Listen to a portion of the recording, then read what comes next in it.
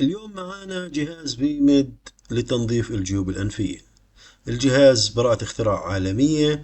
زي ما بتلاحظوا على العلبة في جرس تنبيه، في زر التشغيل بسرعتين، في عندنا خزان منفصل للسائل المستخدم.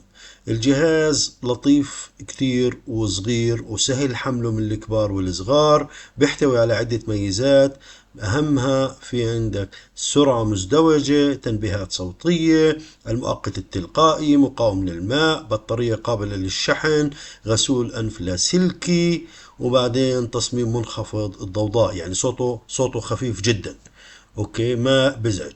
والعلبة موجود عليها خطوات استخدام الجهاز من الألف للياء: تعبئة الخزان العلوي بالماء والملح، وضع الفتحات بالأنف، ثم تشغيل الجهاز وبدء عملية التنظيف بكل سهولة. الجهاز طبعا من شركة في ميد، علامة تجارية مسجلة، ومكفول سنة.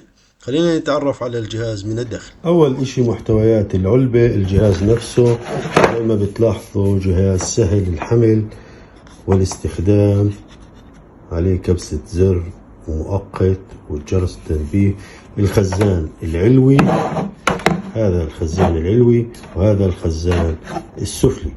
طبعا الخزانين بإمكانك تفكهم، وفي عندك فتحات السيليكون اللي بتدخل بالأنف، فتحات سيليكون طبي مناسبة للكبار والصغار، وبتعملش أي ألم عند الاستخدام. الجهاز بيجي معه شاحن USB-C تايب، وبيجي معه قطعتين سيليكون زيادة للتبديل مع أفراد العائلة. كمان بيجي معه مانيوال وكتالوج يوضح كل خصائص الجهاز واستخدامه. الجهاز الريفيو تبعه عالي جدا، كل اللي استخدمه انبسط منه. مهم جدا في احتقان الأنف، الشخير، الحساسية، نزلات البرد في بدايتها، بيساعد كتير أحسن من الأدوية. جهاز طبي مصرح من الغذاء والدواء والأفدية الأمريكية والCE الأوروبية. أهلا وسهلا فيكم. للطلب والاستفسار يمكن مراسلتنا من خلال الواتساب.